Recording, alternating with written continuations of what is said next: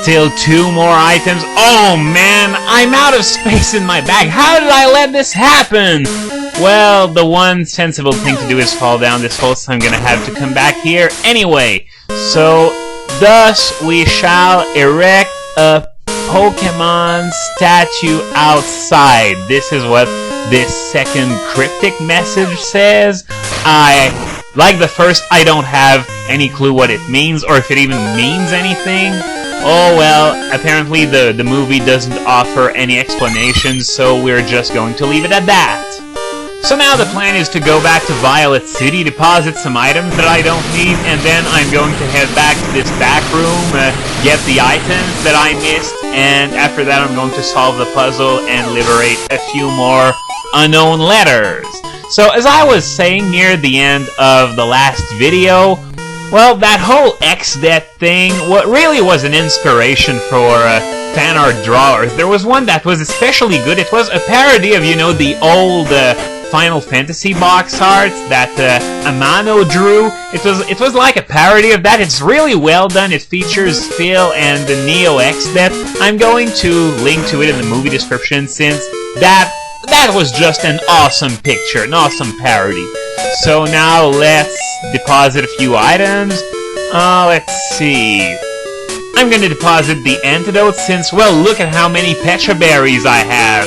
And it's pretty much the same with Paralyzed Heels and Cherry Berry. So there we go. Gonna deposit the Repel as well. And let's see. Anything else? Soft Sand, of course. Moonstone, I don't need it either. So, okay. Is there anything else that I could put inside the PC? Doesn't look like it. So now the next destination is I'm going to come back to the ruins of Alph and get what I missed. And another game that gave the guys problems was Final Fantasy II and its absolutely terrible leveling system. Actually, there's no leveling system. Your stats grow as you use them. So, well, it seems like an interesting idea. Your HP grows as you take hits, but there's one problem with that. It's that if you want to be able to take hits, you already need to have high HP to begin with, and at one point, your HP is just going to fall behind compared to the power of the monsters that you face.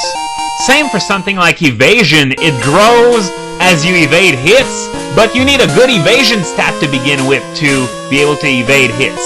Okay, so this seems to be the Aerodactyl puzzle.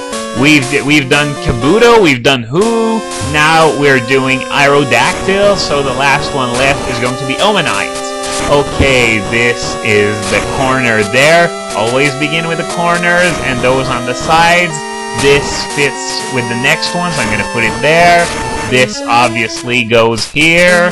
Okay, this goes in the corner, if I remember correctly.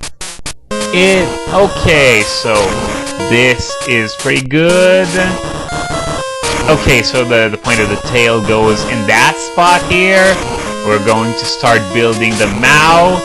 And this doesn't go here, this goes here. The eye goes here.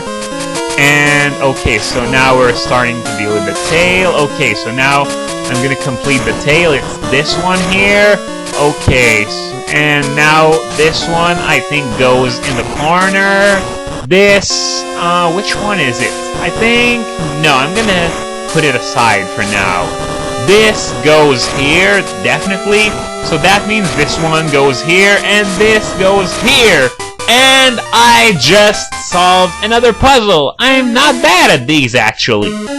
So anyway, I was talking about the Final Fantasy II leveling system. Basically, what the guy did in order to level himself up, well, I say that in quotes because there are no levels to speak of, is that he actually went way back at the beginning of the game against very weak enemies, and what he did was that he attacked himself. So he raised his strength because he was using his physical attacks to hurt himself, and he also gained a lot of HP because he was dealing a ton of damage to himself without dying. That's very important.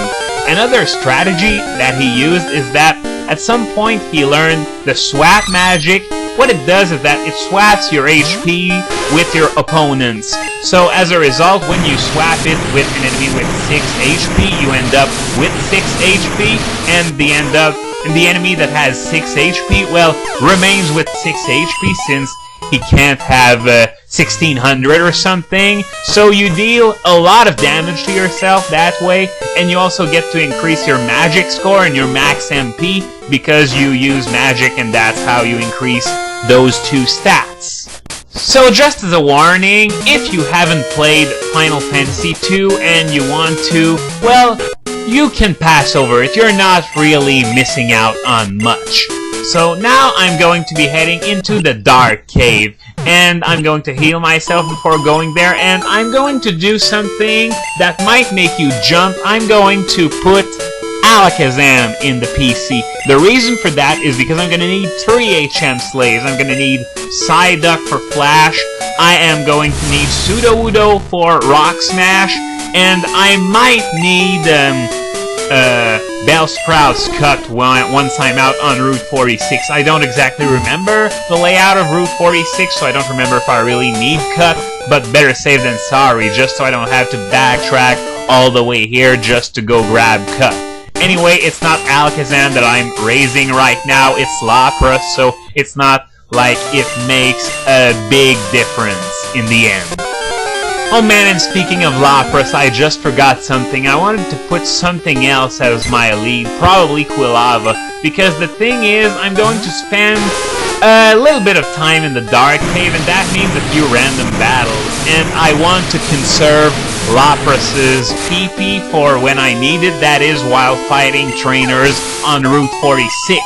Because the thing is, the enemies in the Dark Cave don't give too much experience, so I'm gonna let Quilava take that experience, while the trainers on Route 46 give out a lot more of it. So I am going to keep Lapras's PP for Route 46. Okay, so with the Final Fantasy topic exhausted, it's time for you to mark your calendars for the next marathon. It's going to be Mega Man, the 4th and final of their summer marathons. It's going to begin on Friday, August 14th at 7 p.m. Eastern. As usual, it's going to last 72 hours. And as for the games being played, well, I can guarantee that Mega Man 1 through 9 and X1 through X8 are going to be there as well. I heard Phil say that they were going to play Mega Man Legends as well. Great, they're gonna make me suffer through that pitiful excuse for a game. Okay, this path here leads to Route 45, but as you can see, it's one way because it leads straight to Blackthorn City almost, so there's no sense in letting the player get to Blackthorn so soon, especially since I didn't go past Ekruti. But yeah, they are going to play Mega Man Legends. Oh well, I suppose it can't be helped. After all, I said that those guys would make a Pong Marathon watchable before, so they can certainly handle Mega Man Legends as well.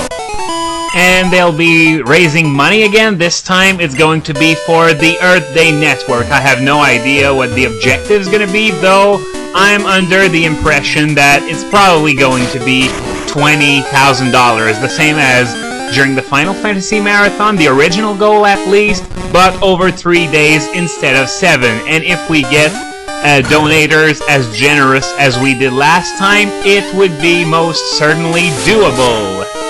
But oh, what I'd give to be a little bird to see the faces of the fellows over at Act Today when they get that $50,000 check. I am definitely under the impression that they aren't expecting that much, especially since the first Pokéthon, which was for their benefit as well, only, in quotes, raised $6,000. From $6,000 to $50,000 in a few short months. That is incredible. So I'm going to stop this here for now. I'll be completing this next time.